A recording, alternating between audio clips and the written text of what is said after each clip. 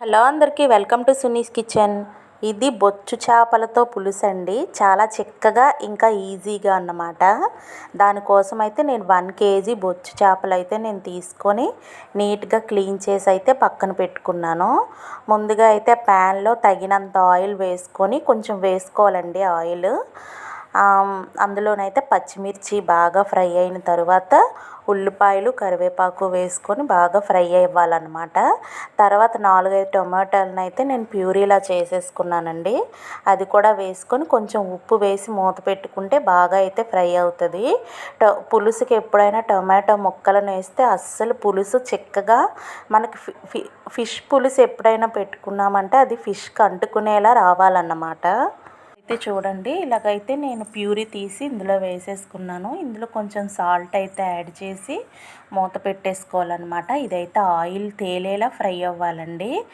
Tomato ముక్కలను అయితే వేసుకోకూడదు. అలానే ముక్కలు వేసుకుంటే మనకి పులుసు సరిగ్గా రాదు. నెక్స్ట్ ఏంటంటే ఇలా ప్యూరీ వేసుకున్న వెంటనే మనం ఫిష్ వేసేసుకొని కారం వేసుకొని ఈ ప్రాసెస్ అంతా స్టార్ట్ చేసామంటే టమాటో ప్యూరీ అయితే పచ్చి వాసన వస్తుంది అనమాట. ఇలా ఆయిల్ తేలేలా అయితే ఖచ్చితంగా వేగాలి. ఇలా వేగిన తర్వాత మనమైతే ఆల్రెడీ క్లీన్ చేసి పెట్టుకున్నాం కదా, ఈ ఫిష్ అయితే ఇందులో వేసేసానండి. ఇది ఫ్రెష్ ఫిష్ అన్నమాట. ఇది కేజీ ఉంటుంది, 200 రూపీస్. ఇదైతే ఇక్కడైతే ఫిష్ కొంచెం పర్వాలేదండి, రీజనబుల్ ప్రైస్లోనే మాకైతే దొరుకుతుంది. ఇలా నెక్స్ట్ అయితే మనం ఫిష్ వేసేసుకున్నాక కారము పసుపు వేసుకొని కొంచెం అటు ఇటు కదుపుకోవాలండి. నేనైతే క్లాత్తో కుదుపుకున్నాను, ఆ బిట్ అయితే మిస్ అయినట్టుంది. కొంచెం గరిటతో కూడా మనం ఫిష్కి ఏమి డ్యామేజ్ చేయకుండా ఇలా ఓన్లీ సైడ్స్ నుండి అలా కలిపేసుకొని ఒక 2 మినిట్స్ కూడా అవసరం లేదు, 1 మినిట్ అలాగా హై ఫ్లేమ్లో పెడితే చూడండి కొంచెం ఆయిల్ అయితే బయటకు వచ్చేలా ఫ్రై అవుతూ ఉంటుంది. ఇప్పుడైతే నేను ఆల్రెడీ చింతపండుని నానబెట్టుకొని అదైతే కొంచెం ప్యూరీలా తీసేసుకున్నాను.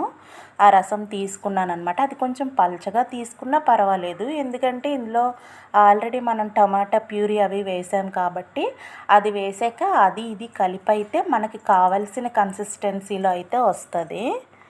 చూడండి, ఇలా అయితే చింతపండు ప్యూరీ అయితే నేను వేసేసుకున్నాను. చింతపండు రసంని చూడండి ఉడుకుతుంది కదా. ఇప్పుడైతే క్లాత్తో ఇలా కుదిపేసుకొని కొంచెం మూత పెట్టుకుంటే మనకి ఇదంతా కలుస్తుంది అనమాట. ఇంకా కొంచెం నేను సాల్ట్ సరిపోకపోతే కొంచెం వేసుకున్నానండి. చూడండి, ఇలా జస్ట్ గరిటెతో కలుపుకొని కొంచెం సాల్ట్ అయితే చూసుకున్నాను సరిపోయిందా లేదా అని. ఫిష్కి ఏంటంటే పులుసు చేసేటప్పుడైతే ఇలా మనం అన్నీ ఇలా ప్యూరీలా చేసుకొని వేసుకుంటేనే అది అంటుకున్నట్టయితే వస్తుందండి. పల్చగా ఉంటే అసలు చేపల పులుసు అస్సలు బాగుండదు.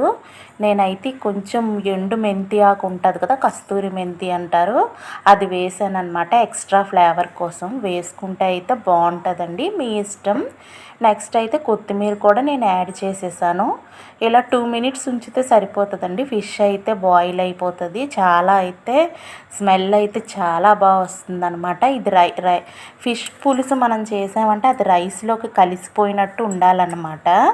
నేనైతే ఎప్పుడూ అలాగే ప్రిపేర్ చేస్తాను. చూడండి, ఈ విధంగా సింపుల్ అన్నమాట.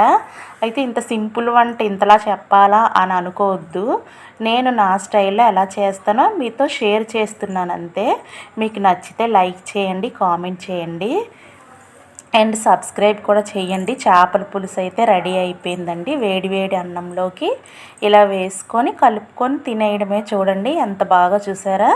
అది చల్లారేసరికి కరెక్ట్గా మనకు రైస్లోకి చూసారా ఎలా కలుస్తుందో. చాలా బాగుందండి టేస్ట్ అయితే. మీరు కూడా ట్రై చేయండి. ప్లీజ్ నా ఛానల్ సబ్స్క్రైబ్ చేయండి. బాయ్ అండి.